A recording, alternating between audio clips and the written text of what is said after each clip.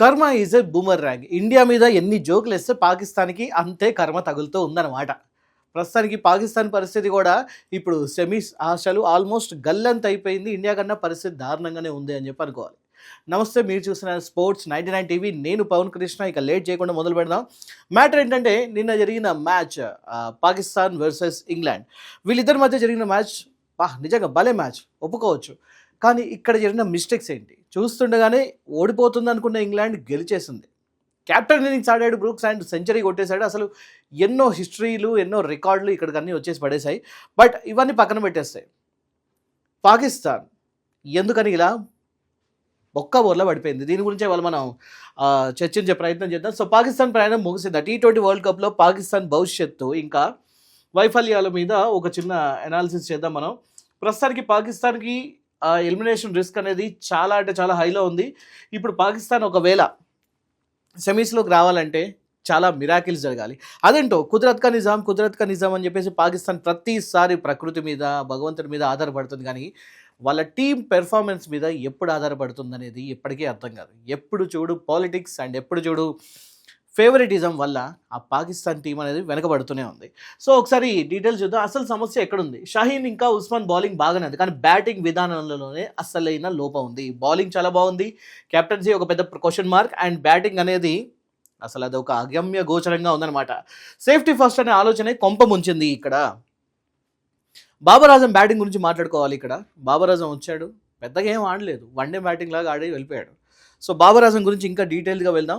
And Babur Azam కాకుండా ఇక మిగతా బ్యాట్స్మెన్ అందరు కూడా వచ్చి, ఇప్పుడు టాప్ ఆర్డర్ బ్యాట్స్మెన్ ఎవరైనా వచ్చినప్పుడు ఒక మంచి పవర్ హిట్టింగ్లో ఉండాలి, స్కోర్ రన్ని అలా పరుగులు పెట్టించాల్సింది పోయి ఎక్కడ జీరోకే అవుట్ అయిపోతాం అన్న ఉద్దేశంతో అందరూ చాలా సేఫ్టీకి ప్రిఫరెన్స్ ఇచ్చారనమాట. వికెట్ని కాపాడుకోవాలన్న ఉద్దేశంతో ఆడారు. T20 ఫార్మాట్లో ఎప్పుడైనా సరే చాలా అగ్రెసివ్ మైండ్ సెట్ అనేది ముఖ్యం. కుదురుకోవాలనుకుంటే ఒక 3-6 బాల్ల కన్నా కూడా ఎక్కువసేపు ఉండకూడదు. అది వీలైనంత వరకు ఇంకా మళ్ళీ పరుగులు అలా మొదలు పెడుతూనే ఉండాలి. అందులో టాప్ ఆర్డర్ బ్యాట్స్మెన్ మీద చాలా ఎక్కువ రెస్పాన్సిబిలిటీ ఉంటుంది. అండ్ అలాంటి టైంలో వీళ్ళు ఇలా సేఫ్టీ ఫస్ట్ అన్న ఆలోచనతోనే వాళ్ళ కొంప మునిగిపోయిందని చెప్పి అనుకోవచ్చు. బాబర్ ఆజం గురించి ఇందా చెప్పాలంటే, ఇతను ఈ ఇయర్ మొత్తం మీద 142 బాల్స్ ఆడాడు. అన్ని ఫార్మాట్స్, అన్ని T20లో, ముఖ్యంగా T20 మ్యాచెస్ అన్నింటిలో చూసుకుంటే 142 బాల్స్ ఇప్పటి వరకు ఫేస్ చేశాడు. ఇందులో తిప్పి చూస్తే ఓన్లీ 14 బౌండరీస్ మాత్రమే ఉన్నాయి. 14 బౌండరీస్ అంటే ప్రతి 10 బాల్లకి ఒక బౌండరీ మాత్రమే ఉంది. అందులో 11 ఫోర్లు ఉంటే 3 మాత్రమే సిక్సర్స్ ఉన్నాయి. సో ఇలాంటి బ్యాటింగ్ అనేది ఇక్కడ సెట్ కాదు. ఇది వన్డే కాదు, టెస్ట్ కాదు, T20 అంటే చాలా అగ్రెసివ్ మైండ్ సెట్తో ఉండాలి, ఒక ప్రాపర్ ప్లానింగ్తో ఉండాలి, ప్రాపర్ ఫిట్నెస్ అనేది కూడా అవసరం, మైండ్ సెట్ కూడా అవసరం. కానీ ఇక్కడ అదేమీ లేకుండా ఆధునిక T20లో ప్రతి 4 నుంచి 6 బంతులకి ఒక బౌండరీ అనేది చాలా అవసరం. ఇక్కడ మీరు ఇప్పుడు చూసుకోండి, మిగతా అందరు ప్లేయర్స్ కూడా వాళ్ళు ఆడుతున్నప్పుడు కనీసం ఓవర్లో 1 లేదా 2 ఫోర్లు లేదా ఒక 6 ఉండేలాగా చూసుకుంటూ ఉన్నారు. సో అలా ఉంటేనే స్కోర్ అనేది పరుగులు పడుతుంది. లేకపోతే టాప్ ఆర్డర్ బ్యాట్స్మెన్గా ఉన్నా కూడా అక్కడ పెద్దగా ఉపయోగం అనేది ఉండదు. సో ఎక్కడో టీం అనేది మొత్తానికే ఇంకా చేతులు ఎత్తేసారు అనుకున్న టైంలో ఇలాంటి batting once in a while దాన్ని ఏమన్నా యాక్సెప్ట్ చేయొచ్చేమో, కానీ ఇలాంటి టైంలో ఇలాంటి బ్యాటింగ్ అనేది కష్టం. ముఖ్యంగా కింగ్ బాబర్ ఆజం అని చెప్పేసి కోహ్లీతోని పోల్ చేసి వరల్డ్లోనే నెంబర్ 1 బ్యాట్స్మెన్ అని చెప్పేసి జింబాబ్వే మీద మ్యాచెస్ ఆడి జింబాబర్ అన్న పేరు తెప్పించుకొని ఇలాంటివన్నీ చేసిన తర్వాత తీరా చూస్తే అసలైన పెర్ఫార్మెన్స్ వచ్చేదాకా బాబర్ అనేది టోటల్గా ఫెయిల్ అయిపోతున్నాడు. ఈ టోటల్ T20 వరల్డ్ కప్లో అభిషేక్ శర్మ మీద ఎంత అయితే విమర్శలు వచ్చాయో బాబర్ ఆజం మీద కూడా అలాంటి విమర్శలే వస్తున్నాయి అటు పాకిస్తాన్లో. ముఖ్యంగా అసలు బాబర్ ఆజాన్ని ఎందుకు ఆడిస్తున్నారు అనే దాని మీద కూడా ఇప్పుడు చాలా పెద్ద క్వశ్చన్ మార్క్ ఉంది. సీనియర్ ఆటగాడు, కొంచెం ఆ సీనియారిటీని చూపిస్తారు, ప్రెషర్ని తట్టుకుంటాడని చెప్పి అనుకుంటే అతనే ప్రెషర్కి లోన్ అవుతూ ఉన్నాడు. స్ట్రైక్ రేట్ అనేది ఇక్కడ బిగ్గెస్ట్ సమస్య ఉంది. 500+ పరుగులు చేసిన ఆటగాళ్లలో బాబర్ ఆజం స్ట్రైక్ రేట్ అత్యంత తక్కువ. ఇప్పుడు అన్ని టీమ్స్లో కూడా తీసుకుంటే top level A rated players అందరు తీసుకుంటే వాళ్ళందరూ 500+ రన్స్ చేసిన వాళ్ళందరి ఒకసారి స్ట్రైక్ రేట్ చూసుకుంటే 140 దాకా వెళ్తుంది వాళ్ళ స్ట్రైక్ రేట్ అనేది ఒక. అండ్ బాబర్ ఆజం దగ్గరకు వచ్చేసరికి 104 దగ్గరనే ఉంది. అంటే ఆల్మోస్ట్ 100 స్ట్రైక్ రేట్. అంటే ఒక రకంగా ఒక బాల్కి 1 రన్ మాత్రమే దిగలుగుతున్నాడు. ఈవెన్ ఈ మ్యాచ్లో కూడా 104 మాత్రమే ఉంది స్ట్రైక్ రేట్. 23 బాల్స్కి 25 రన్స్ అలా చేశాడనమాట. సో ఇలాంటి ఒక మ్యాచ్ ఆడితే ఎలా గెలుస్తారు అంటే ఇక్కడ ఒక విధంగా అర్థం చేసుకోవాల్సింది ఏంటంటే, బాబర్ ఆజం డిఫెన్స్లోకి వెళ్ళిపోయాడు, తను సరిగ్గా ఆడట్లేదు. రాగానే 1-2 ఫోర్లు కొట్టాడు, కొట్టిన తర్వాత ఓకే ఇంకా బాబర్ ఆజం ఈజ్ బ్యాక్ అని చెప్పి అనుకుంటూ ఉన్న టైంలోనే మళ్ళీ అదే సింగిల్స్ మాత్రమే తీశాడు. డబుల్స్ తీసే అవకాశం ఉన్నా కూడా సింగిల్స్ మాత్రమే తీస్తున్నాడంటే బాబర్ ఆజం ఫిట్నెస్ మీద ఇప్పుడు చాలా క్వశ్చన్స్ వస్తున్నాయి. వికెట్ మధ్య ఏదైతే రన్నింగ్ ఉంటుందో అది సరిగా చేయలేకపోతున్నారు. అంటే అట్లీస్ట్ ఒకవేళ స్ట్రైక్ని ఒకవేళ రొటేట్ చేయాలనుకున్నా కూడా ప్రతి సింగిల్స్ని డబల్గా మలచాల్సిన అవసరం ఉంటుంది ఇక్కడ. కానీ అందులో పాకిస్తాన్ మిస్ అవుతుంది, ముఖ్యంగా బాబర్ ఆజం.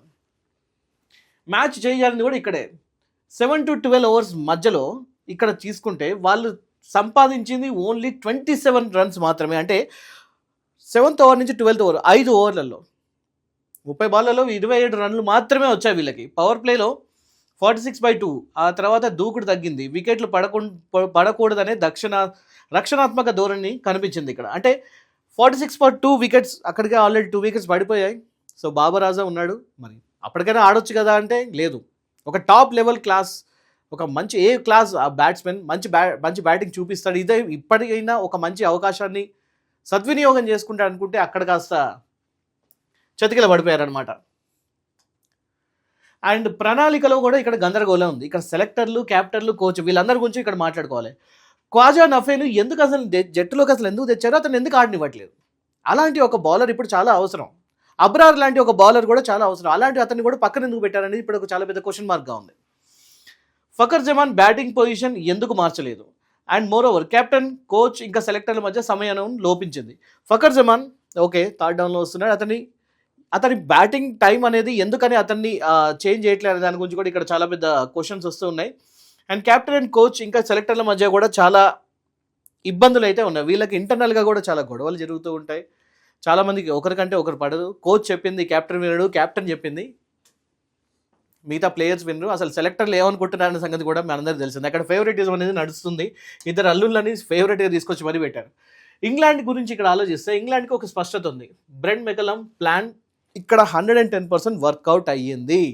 హెట్మేయర్ని ఎలా అయితే వెస్టిండీస్ ఒక ఫినిషర్ని తీసుకొచ్చి థర్డ్ ప్లేస్లో ఆడమని చెప్పన్నారు, సేమ్ అదే ఇక్కడ కూడా వీళ్ళు చేశారు. హ్యారీ బ్రూక్ని నెంబర్ 3లో ఆడించాలనే నిర్ణయం బోర్డ్ రూమ్లోనే జరిగింది. అండ్ వెస్టిండీస్ స్టైల్ని అనుసరిస్తూ ఇంగ్లాండ్ తమ ప్రణాళికను ఇక్కడ అమలు చేసింది అనమాట. సో హ్యారీ బ్రూక్ని 3rd డౌన్లో దింపడం వల్ల అది బెనిఫిట్ అయింది. ఒక పక్క వికెట్లు పడుతున్నా కూడా హ్యారీ బ్రూక్ చాలా చక్కగా 200 స్ట్రైక్ రేట్తోని 100 రన్స్ చేశాడు. అండ్ ఇక్కడ ఒక పెద్ద రికార్డ్ కూడా ఉంది. T20 వరల్డ్ కప్లో హ్యారీ బ్రూక్ది ఫస్ట్ సెంచరీ. అండ్ ఇంకోటి, ఈ 19 సంవత్సరాల T20 వరల్డ్ కప్ ఇప్పటిదాకా జరుగుతున్న దాంట్లో మొట్టమొదటిసారి ఒక క్యాప్టెన్ సెంచరీ చేశాడు, అది కూడా మన ఏషియన్ గ్రౌండ్ మీద.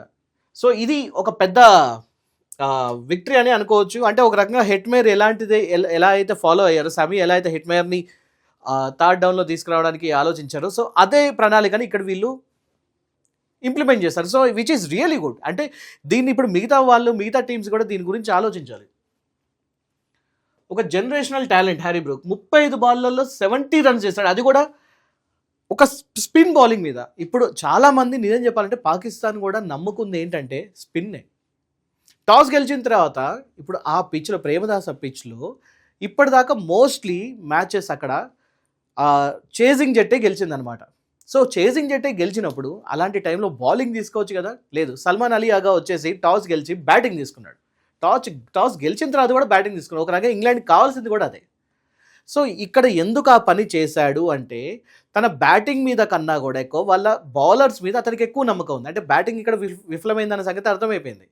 అండ్ బ్యాట్స్మెన్ కూడా 150 చేస్తే చాలు అన్నట్టుగానే ఆడారు ఇక్కడ. అందుకోసమే వాళ్ళు స్ట్రైక్ రొటేషన్ చేసే టైంలో కూడా సింగిల్స్కే పరిమితం అయ్యారు. చాలా జిడ్డు బ్యాటింగ్ చేశారు. T20లో ఆడాల్సిన తీరులో ఆడలేదు. సో అది ఇక్కడ క్లియర్ కట్గా కనిపిస్తుంది. సో ఇక్కడ ఇతని సంగతి చూస్తే, హ్యారీ బ్రూక్ సంగతి చూస్తే అసలు స్పిన్ని ఎదుర్కోవాల్సింది చాలా కష్టం అవుతుంది అనుకున్న టైంలో అసలు ఆ రివర్స్ స్వీప్ కానివ్వండి, ఆ కవర్ డ్రైవ్స్ కానివ్వండి, చాలా చక్కగా ఆడాడు. అండ్ ఎవరైతే స్పిన్నర్లు వాళ్ళ బలం అనుకున్నారో, అసలు నిజంగా స్పిన్నర్స్ని ఎదుర్కోవడం చాలా కష్టం అనుకుంటున్న సమయంలో వాళ్ళ మీదనే 35 బాల్స్ స్పిన్నర్స్ వేస్తే అందులో 70 రన్స్ తీసుకొని వచ్చాడనమాట. Which is a really good thing. ఒక మంచి స్ట్రైక్ రేట్ ఇక్కడే సంపాదించారు వీళ్ళు, మంచి స్కోర్ని కూడా ఇక్కడే సంపాదించారు. సో ఒకసారి ఇక్కడ పాకిస్తాన్, ఇంగ్లాండ్ వీళ్ళిద్దరి మధ్య ఉన్న ఒక తేడా ఏంటో చూద్దాం. పాకిస్తాన్ మధ్య ఓవర్లో సింగిల్స్ కోసం చూశారు. ఇక్కడ సేఫ్టీ ఈజ్ ద ఫస్ట్, ఇక్కడ మనం మొదటి నుంచి చెప్పుకున్నట్టు. సో మిడిల్ ఓవర్స్లో అప్పటికైనా ఆడాల్సింది కొంచెం వికెట్ల చేతిలోనే, అప్పుడు కూడా వాళ్ళు సేఫ్టీ ఈజ్ ఫస్ట్ అని చెప్పి అనుకున్నారు. అండ్ ఇంగ్లాండ్ వచ్చేసరికి 58 for 4 దగ్గర కూడా బ్రూక్ ఇంకా కరణ్ 28 బాల్స్లో 45 రన్స్ చేశారనమాట. ఇక్కడ ఏంటంటే ఒక రకంగా డైరెక్ట్ దాడి చేస్తారు, అటాకింగ్ మోడ్లో ఉన్నారనమాట. నిజంగా ఇక్కడ 58 4 వికెట్స్ పడిపోయాయి. 4th వికెట్ కూడా ఉస్మాన్ తారిక్ తీశాడు. అంతకుముందు షాహిద్ అఫ్రీది కూడా 35 రన్స్ దగ్గర 3rd వికెట్ తీశాడు. అంటే అక్కడ ప్రతిసారి పాకిస్తాన్ ఇంకా మళ్ళీ ఫామ్లోకి వస్తుంది, ప్రెషర్ని ఇంగ్లాండ్ మీద నెడుతుంది అనుకున్న ప్రతిసారి ఇంగ్లాండ్ మళ్ళీ దాడి చేయడం మొదలుపెట్టింది ఇక్కడ. సో 58 రన్స్ దగ్గర 4 వికెట్స్ దగ్గర కూడా బ్రూక్ ఇంకా కరణ్, ఇంకా శామ్ కరణ్ గురించి కూడా మాట్లాడుకోవాలి. వాళ్ళిద్దరు పార్ట్నర్షిప్ ఇక్కడ చాలా కీలకం. మిడిల్ ఓవర్స్లో వాళ్ళిద్దరు కలిసి చేసిన పార్ట్నర్షిప్ 28 బాల్స్లో 45 రన్స్ చేశారు. సో వీళ్ళు ఇక్కడ అబ్జర్వ్ చేసింది కూడా అదే, పాకిస్తాన్ మిడిల్ ఓవర్స్లో తడబడింది. అదే పాకిస్తాన్ తడబడిన మిడిల్ ఓవర్స్లో ఇంగ్లాండ్ మాత్రం ఎక్కువ రన్స్ తీసుకురావాలని చెప్పి ఆల్రెడీ వాళ్ళు మెంటలీ ఫిక్స్ అయ్యారు. ఆ ప్లానింగ్ ఎగ్జిక్యూషన్ అనేది ఇక్కడ 110% కరెక్ట్గా చేశారు. అండ్ ఇక్కడ విజయానికి కావాల్సిన స్పష్టత ఇంకా సమన్వయం. అంటే ఇక్కడ క్రికెట్ అయినా సరే, బిజినెస్ అయినా సరే, ఏదైనా సరే నిర్ణయాలు అనేది ఎప్పుడైనా సరే చాలా వేగంగా తీసుకోవాలి. ఇక్కడ అర్థం చేసుకోవాల్సింది ఒక ప్రాపర్ డేటా ఉండాలి, ప్లానింగ్ ఉండాలి, దాన్ని కరెక్ట్గా ఎగ్జిక్యూట్ చేయాలి. ఇక్కడ డేటా అనేది చాలా ఇంపార్టెంట్. ఏ బ్యాట్స్మెన్ ఎలా ఆడుతున్నారు, వాళ్ళని ఎలా అవుట్ చేయాలి, at the same time pitch ఎలా ఉంటుంది, ఈ డేటా అనాలిసిస్ అనేది చాలా సరిగ్గా ఉండాలి. అండ్ దాని తర్వాత దాన్ని కరెక్ట్గా అమలు కూడా చేయాలి. ఈ విషయంలో పాకిస్తాన్ పదే తడబాటు పడుతుంది. అసలు పాకిస్తాన్ సూపర్ 8లోకి రావడమే ఒక అదృష్టం.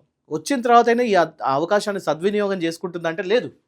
అండ్ సెమీస్లో కూడా ఇప్పుడు చూసుకుంటే పాకిస్తాన్ మిగతా టీమ్స్ మీద ఆధారపడాల్సి ఉంటుందన్నమాట.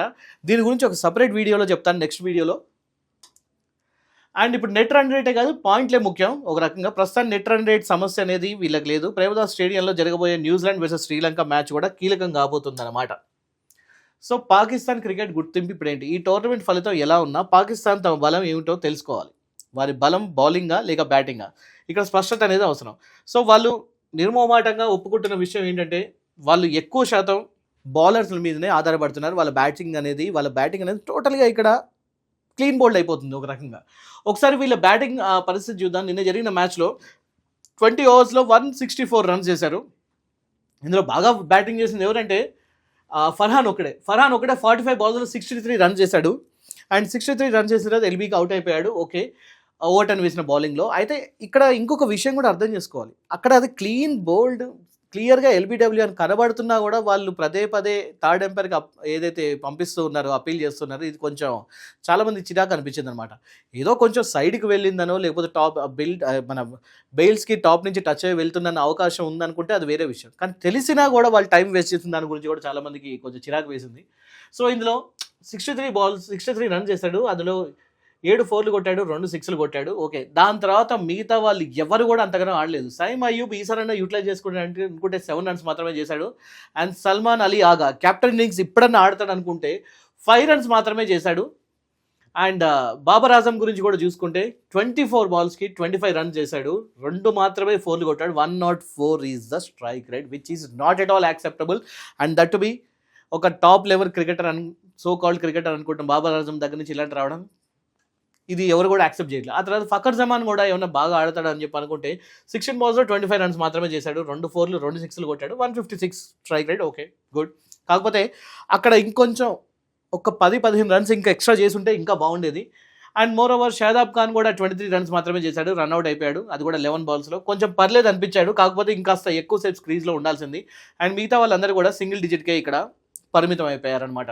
ఒకసారి ఇక్కడ మనం బౌలింగ్ కూడా చూసుకుంటే జోఫ్రా ఆర్చర్ వచ్చేసి 4 ఓవర్లు 32 రన్స్ మాత్రమే ఇచ్చాడు. ఎకానమీ 8 మాత్రమే మెయింటైన్ చేశాడు, 2 వికెట్లు తీసుకున్నాడు. అండ్ ఓవర్టన్ కూడా 3 ఓవర్లు వేశాడు, 26 రన్స్ మాత్రమే చేశాడు, 2 వికెట్లు మాత్రమే తీశాడు. అండ్ డావ్సన్ కూడా 4 ఓవర్లు వేశాడు, 3 వికెట్లు తీసుకున్నాడు, 6 రన్ రేట్ మాత్రమే మెయింటైన్ చేశాడు ఎకానమీ. అండ్ మిగతా వాళ్ళు కూడా 1 వికెట్ తీశాడు Adil Rashid. And that is also very good off spin వేశాడు, అక్కడ ఒప్పుకోవచ్చు, మెచ్చుకోవచ్చు. అండ్ ఒకసారి వీళ్ళ వికెట్ల పత్రం కూడా చూసుకుంటే 14 రన్స్కి 1 వికెట్ పడింది, 27 రన్స్ దగ్గర 2nd వికెట్, 73 రన్స్ దగ్గర 3rd వికెట్ పడింది 10th ఓవర్ దగ్గర. అండ్ దాని తర్వాత 122 దగ్గర 4th wicket, and 132, and after that 146 దగ్గర 2 వికెట్లు పడిపోయాయి, 149 దగ్గర ఇంకో వికెట్, 164 దగ్గర 9th వికెట్. ఇక్కడ అర్థం చేసుకోవాల్సిన విషయం ఏంటంటే టపా వికెట్లు పడకూడదు. అలా అని చెప్పేసి గుడ్డిగా కూడా ఆడడానికి లేదు.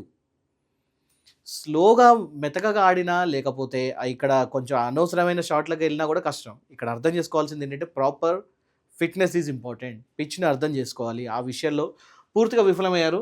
అసలు 164 రన్స్ అనేది ఓకే. ఇక్కడ కనుక పాకిస్తాన్ ఇంకొంచెం కష్టపడి ఒక 15 రన్స్ చేసున్నా కూడా గెలిచే అవకాశం ఉండేది. 15-20 రన్స్ అనేది ఇక్కడే తేడా కొట్టింది చూసారా, అదే అక్కడే చాలామంది ఇక్కడ బాబర్ ఆజం గురించి ఇక్కడ సీరియస్గా అయ్యేది. ఆ 15-20 రన్స్ ఒక బాబర్ ఆజం చేసినా, లేకపోతే ఒక ఫకర్ జమాన్ చేసినా కూడా కొంచెం బెనిఫిట్ అనేది ఉండేది. అండ్ మిగతా టైలెండర్స్లో కూడా ఫినిషర్స్ ఎవరైనా మంచిగా చేసున్నా కూడా బాగుండేది అని చెప్పి అనుకున్నారు. కానీ వీళ్ళందరూ ఇక్కడ ఫెయిల్ అయిపోయారు. అండ్ ఒకసారి ఇంగ్లాండ్ ఇన్నింగ్స్ కూడా తీసుకుంటే స్టార్టింగ్లోనే వికెట్ పడింది ఇంగ్లాండ్ది కూడా. ఇది కూడా ఒక పెద్ద అనుకోని దెబ్బ అని చెప్పి అనుకో. 0 దగ్గరనే ఒక ఫస్ట్ వికెట్ పడింది, 17 దగ్గర సెకండ్ వికెట్ పడింది, జోస్ బట్లర్ అయిపోయాడు. అండ్ దాని తర్వాత 35 రన్స్ దగ్గర థర్డ్ వికెట్ పడింది, జాకోబ్ ఇక్కడ అవుట్ అయ్యాడు. అండ్ 58 రన్స్ దగ్గర ఫోర్త్ వికెట్ పడింది, బ్యాంటన్ ఇక్కడ అవుట్ అయ్యాడు. అండ్ 103 దగ్గర ఫిఫ్త్ వికెట్ అనేది పడింది, ఇక్కడే శామ్ కరన్ అవుట్ అయ్యాడు. Sam Curran and Harry Brook ఇద్దరు కలిసి ఆడిన ఆట కూడా చాలా మంచి ఆట అని చెప్పి ఇక్కడ చాలామంది మెచ్చుకుంటూ ఉన్నారు. సో ఎనీహౌ ఇక్కడ ఒకసారి చూసుకుంటే హ్యారీ బ్రూక్ తప్ప మిగతా వాళ్ళందరూ కూడా పెద్దగా ఆడింది ఏం లేదు, చాలా నార్మల్గా ఆడారు. సో హ్యారీ బ్రూక్ని ఎందుకని కట్టడి చేయలేకపోయారు? అతను అలాగా ముందుకొచ్చి ఆడుతున్నప్పుడు హ్యారీ బ్రూక్ కోసం సరైన ప్లానింగ్ ఎందుకు చేసుకోలేకపోయారు అనేది కూడా ఇక్కడ అర్థం చేసుకోవాలి. సో బౌలర్స్ అనేది ఇక్కడ ఓకే, ఇక్కడ మనం మెచ్చుకోవాల్సిన ఇంకొక విషయం ఏంటంటే షాహిన్ షా అఫ్రీది కూడా 4 ఓవర్లలో 4 వికెట్లు తీశాడు. ఈసారి షాహిన్ షా అఫ్రీదికి ఒక రకంగా చెప్పాలంటే కంబ్యాక్ ఇది. ఇన్ని రోజుల నుంచి సరిగా ఆడలేని అతనికి సరైన కంబ్యాక్ దొరికింది. ఫస్ట్ ఓవర్లో ఫస్ట్ బాల్కే వికెట్ తీశాడు.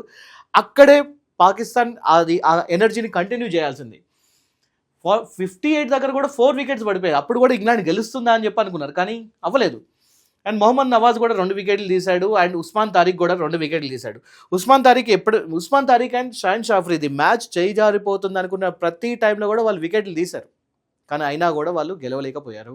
ఇక్కడ ఉస్మాన్ తారిక్ ఒక కీలకమైన క్యాచ్ను కూడా మిస్ చేశాడు, అయినా కూడా దాని తర్వాత వెంటనే అతను అవుట్ అయిపోవడం జరిగింది. బట్ స్టిల్ ఫీల్డింగ్లో కూడా ఇక్కడ ఇష్యూస్ అనేది బయట క్లియర్గా కనిపిస్తూ ఉన్నాయి అనమాట. సో ఇదనమాట టోటల్లీ చూస్తుండగానే ఆ మ్యాచ్ అనేది పాకిస్తాన్ నుంచి చేయి జారిపోయింది. ముఖ్యంగా ఇక్కడ గెలుస్తాం అనుకున్న మ్యాచ్ కూడా ఓడిపోయారంటే మొదటి నుంచి ఇక్కడ మనం అబ్జర్వ్ చేస్తున్న విషయం ఒకటే, most unpredictable team and most unstable team ఏదైనా ఉంది అంటే అది పాకిస్తాన్ మాత్రమే. టాప్ లెవెల్లో ఉండడానికి దానికి అన్ని అవకాశాలు ఉన్నా, అంతమంది మంచి ప్లేయర్స్ ఉన్నా కూడా ఫిట్నెస్ ప్రాబ్లమో, లేకపోతే ఇంటర్నల్ ఇష్యూస్ వల్లనో, లేకపోతే ఫేవరెటిజం వల్లనో, ఎక్కడో చోట భయం, ఇవన్నీ కూడా వాళ్ళని ఇబ్బంది పెడుతుంది. ముఖ్యంగా పాకిస్తాన్ ప్రెషర్కి ఎక్కువ లోన్ అవుతుంది. ప్రెషర్ని వాళ్ళు హ్యాండిల్ చేయలేకపోతూ ఉన్నారు. సో ఇదన్నమాట విషయం. చూస్తుండగానే పాకిస్తాన్ ఇప్పుడు మరి సెమీస్లోకి వెళుతుందా లేదా, దాని గురించి ఇంకొక వీడియోలో మీకు క్లియర్గా చెప్తాను. అండ్ మీరేమనుకుంటున్నారు, పాకిస్తాన్ ఈసారి సెమీస్లోకి వెళ్తుందా, రావాలా వద్దా, ఇండియా పాకిస్తాన్ మ్యాచ్ మళ్ళీ ఇంకొకటి జరగాలా వద్దా, కామెంట్ రూపంలో తప్పకుండా తెలియజేయండి. అండ్ వీడియో నచ్చితే లైక్ చేయండి, షేర్ చేయండి, సబ్స్క్రైబ్ టు స్పోర్ట్స్ 99 టీవీ. నేను పవన్ కృష్ణ ఇంకొక వీడియోతో మీ ముందుకు వస్తాను. Thank you so much.